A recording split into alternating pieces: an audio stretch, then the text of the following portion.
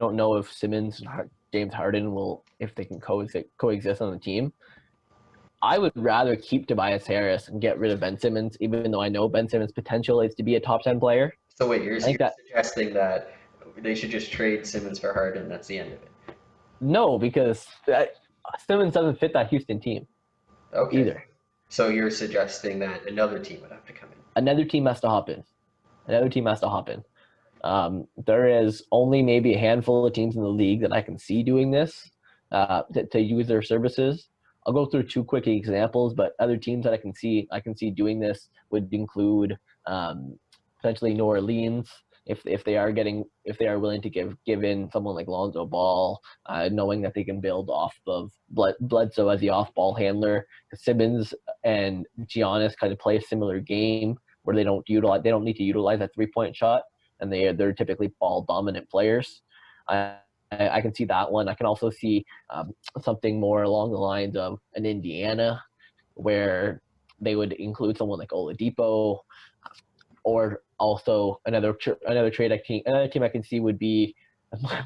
I'd love to say the Knicks, but they just don't have enough assets. So And interdivision, like if you're Philly, you can't it's get Ben Simmons it's not in a division happening. rival. Yeah, As bad as New York is, you can't do that. no, no, that's not happening. But one, I'm gonna put a surprise one out there, and probably not a lot of people are thinking about this one. San Antonio. So I think that as much as we believe that San Antonio likes to play it safe, they know whenever it's time to move on from certain players. They know whenever it's time to go into that next generational shift. I think that they have a lot of good young players there, but they also have a couple vets that could be expendable. What I was thinking was something along the lines of Ben Simmons to San Antonio, Houston would Harden to Philly, of course. Imagine that. But Houston would get in that trade DeMar DeRozan, Dejounte Murray, and Maurice Thybulle from Philly. For me, DeRozan fills in that kind of scoring role where he'll get his 20 to 25 points per game. He'll play that secondary ball handler in Houston, where he's actually he averages over 5 assists per game. He averages about 5 to 6 rebounds per game. He's getting a good overall player. He's kind of the opposite of James Harden. He does not taken kindly to this new generation of shooting 3-pointers from 8 feet behind the 3-point line, but he'll shoot a mid-range shot. And if there's anyone in the league I want shooting a mid-range shot, it's DeMar DeRozan. Hey, if Um, it's 5 years ago and I have DeMar DeRozan, John Wall, and DeMarcus Cousins, I'm pretty happy. I would be pumped. I would be pumped, and that tells them that they are at least going to try and compete this year. And but by keeping someone like Dejounte Murray, that's kind of a star for the future. He hasn't really played up to his potential in San Antonio, which is hard to say considering he's under Popovich. I think that he can actually play a little bit better. He's on a reasonable contract for the next 4 years, about $15 million per year. And then also Thybulle, which he had an amazing rookie year out in Philly last year. Played a lot of hard-nosed defense. He got minutes on a contending team, which is hard to do considering how many star players they had last year. I think that he's going to develop into a nice role. With this being said, Houston is losing a lot here. They're still losing a lot. DeMar DeRozan, Dejounte Murray, and Thybulle do not make up for an MVP in the league. DeRozan has an actual chance on that team if he's the one leading that team and they're actually doing very well. He has an actual chance to be an All-Star again next year. He has been a recurring All-Star. He didn't make it last year, but he actually, someone would argue that he posted career numbers last year, especially when it came to playoff time where he was able to play a little bit bigger when they needed him to. Or not playoff time, bubble time, I should say. They didn't make playoffs. But this just kind of resets Houston's timeline as well. At the end of the year, they can either decide if they want to keep DeRozan or they can get rid of DeRozan. They have still a decent amount of money locked up. But the thing is that they still have Wall for another 2 or 3 years at $42 million. They just signed Woods for a lot of money. They want to compete. I don't think they want to give up. I think this trade allows them to compete, but also would give them a little bit into the future. With that being said, we're talking picks. I need at least 3 picks, if not 4 picks, going to Houston in this trade. I ran this trade on the ESPN trade machine, and it gave -4 wins to Houston, which actually is not that bad when you think about it. That's actually pretty good when you're getting rid of a player of James Harden's pedigree. That's pretty amazing that they was that close, according to ESPN, that is. And Philly gained 13 wins. Harden, it just fits their playing style better in Philly than Ben Simmons.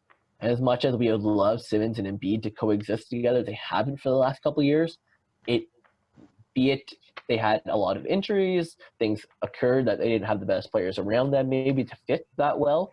But putting Harden in that team, while they still have Harris at a decent age, they still have other players to compete. They have Green, Curry, Dwight Howard's there right now. They're in a position to compete this year. And Harden and Embiid with Harris and the other pieces that they have give them a hell of a lot better chance than with Ben Simmons. So with that being said, I'm thinking that we're getting 2 picks over from Philly. This is going to sound like a lot, but they're going to be both protected. It's going to be future, probably one likely about 2022, 2023 from Philly, and then a more future pick that's going to be top 10 protected or top 15 protected, lottery protected. Give it maybe 2025 at that point. And then San Antonio is also going to give up picks. They're going to give up at I'd say 2 as well. That gets 4 picks over to Houston. That's a large ask. Actually, no, San Antonio will probably just give up 1 and then a pick swap in the future. That's what I'm thinking. 2 might be a little bit much considering the role players. Yeah, especially if they're giving up some core assets of the team. We assume they're Dejounte Murray is a great player for that team, and they're giving up DeRozan this year, who would give them a good chance to win. DeRozan on his own would be able to gain at least a first-round pick. Yeah, so I would say, to give up 2 first-round picks would be a lot when they know a lot for them to ask. Yeah, but considering especially that according to this they lose 9 wins next year, I think this kind of resets their timeline though. And Simmons is the future from that team. He hasn't played well. That's why that this undervalues him heavily. In the real world, I'm not sure if Harden gets you 13 more wins on his own than Ben Simmons and Thybulle, but when it comes down to it, Harden is an MVP candidate. Ben Simmons hasn't really shown his potential of what he can be yet. That's why I think that that's why I think a one pick from San Antonio, 1 or 2 future pick swaps, and then 2 picks over from Philly going to Houston as well. So Houston ends up with at least 3 picks in that situation, and at least 2 more pick swaps on top of that. That gives them enough of a haul to restart it all. They can also come trade deadline, if it's not working out, they can still flip DeRozan for more assets if they're not competing, and they could still flip a couple other players if they're not competing. They're probably not getting rid of Wall, so I don't think they're going to get rid of the whole future. Like Murray's probably going to stay, but someone like DeRozan, who's on an expiring contract, he could be flipped for future assets after as well. So if that's the case, then you're talking about 3 first-round picks, a couple pick swaps, and then potentially another 1 or 2 first-round picks if you can get that for DeRozan. If a team is looking to shed salary for the future, I can see that happening. So that's the one I think it's going to happen though. It's someone like San Antonio. Popovich has shown us that he's not scared to make that big trade. He did it with Kawhi. Bringing in someone like Ben Simmons is.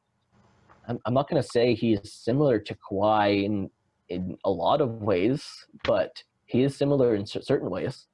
He has that potential to be that top 10, top 15 player in this league. He may not have it right now, but he's still considered a very, very, very skilled point guard in this league.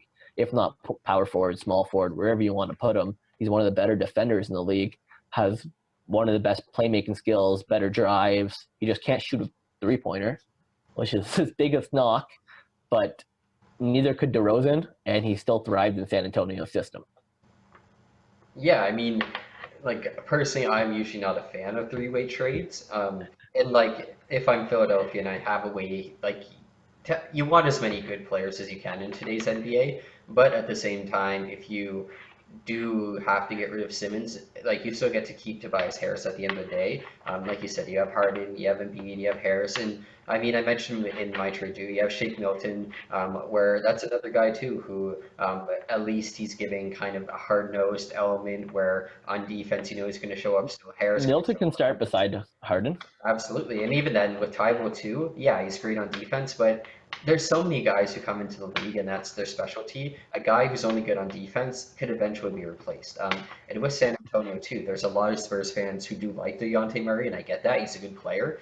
But Great. I have to also consider where you drafted a guy. They took him 28th, and it did take him a bit to develop. It's not like San Antonio can't go out there and eventually get someone who, in the long run, is going to be better than Murray, even in next year's draft. Like I it's think he's on a great contract, but yeah, he's not anything that's not replaceable in a way. exactly like He's put up good numbers. He still gets his 11, 6, and 4. Like he's one of the better rebounding point guards in the league. absolutely like he's So is Simmons though.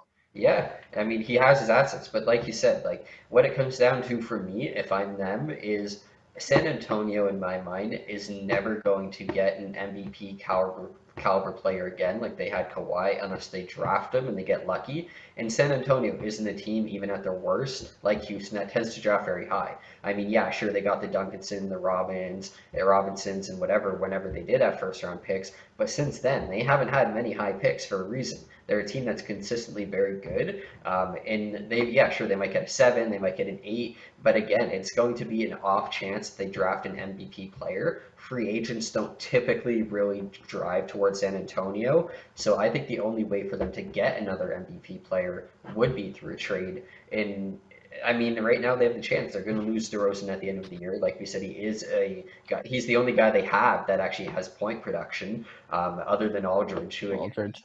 yeah, of course, he's getting older too. But we know they're going to keep Aldridge here. They're not trying to likely shed him. So yeah, like If they do, they can get a lot for him. And Ben Simmons is signed for 5 years. He'd be built for the future, anyways. yeah, They so they still have Lonnie Walker. They still have Derek White. They still have a good team. yeah, Other than that, like even if this makes me 9 more wins or 9 less wins worse next year, as ESPN suggested, I would still take it in the sense of, like I said, it's your time to build a team around Ben Simmons. And then maybe you actually can get another free agent, a couple free agents to go there. and is Ben Simmons going to play better in a team like San Antonio than he did in Philadelphia? Yes. I just think that they'd be able to build a team more around him than the way that Philadelphia, which has to this day still focused around Embiid, has brought in other stars, brought in Jimmy Butler, brought in Tobias Harris, which is great, but Ben Simmons hasn't been given that chance yet. Yeah, and I mean, like I was saying, like Kawhi, like it was an MVP caliber player. Not saying Simmons is going to be that for as long as the time of Kawhi, because Kawhi is very consistently at the top of the NBA. Yeah. To say that Ben Simmons can't win an MVP at some point in his career, like you could, like everyone can make an argument for that. Most people who are analysts would probably make a point, unless you're completely just off the Ben Simmons bandwagon. But if you still believe in Ben Simmons' potential, you know that he has a chance to be an MVP during his prime during one of those years. I mean, it's a guy who puts up what 16, 8, and 7 already. So if he Six puts up, career averages of 16, 8, and 8. yeah, so I mean, if he puts up a year of, let's say, 23, 10, and 9 or anything like that, like That's that's close.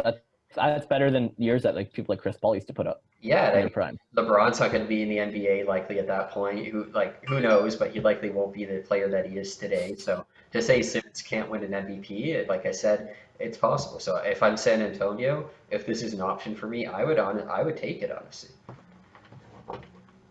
Yeah, no, yeah, me too. And like you say, it gets rid of. It doesn't get rid of. That's a bad word to say, but it also gives Houston that possibility of having someone like DeRozan there for this year to give him a shot at competing, to give him a shot in the ass to see if they can compete. I don't know if they will compete as well as they could have with Wall and Harden. I think that they should have just kept Wall and Harden and gave them a shot. But Harden's ruining his chances there. And people are going to say here that, oh, that's not as much as Houston should get for an MVP player. He's a disgruntled star, and I've heard different people say that one relating him to Anthony Davis. Oh, Anthony Davis, he was given up for 2 second overall players and 3 number 1 picks. And for Davis, he was only going to LA, so LA was kind of stuck. And now that with Harden, if he's no matter Harden's on the open market, he's still signed for 2 more years. Not like Davis, where he could have left after 1 year. Are you kidding me? Harden is not going to any team. Harden just won't show up. Harden won't show up to Houston. You think he's gonna go show up to Charlotte? No. If he's saying Brooklyn and Philly, then one of those two teams is going to offer him a deal. Houston's not going to get the value of Harden. There's no way they're going to get the value of Harden. If they can replace his point production, that's fantastic. In the trade I presented, his point production is at the very least replaced between Murray and DeRozan. But overall, yeah, Harden has Houston's balls in a vice grip right now. They have to do something just to be able to keep anything out of him. Because every single passing day, Harden's value goes down, which is completely horseshit to say for an MVP player, but that's just the reality of the situation.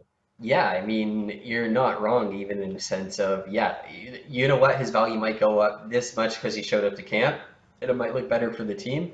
But when the season starts and we know that team isn't going to likely be like, yes, they have a chance to be in championship contention if everyone were to show up and play to 100% potential. But in reality, if that team, let's say they come out of the gates and they go 18-16 or they're 500 after the first half of the year, you don't have a happy James Harden out there. He's probably out there just moping around, maybe not even showing up to games.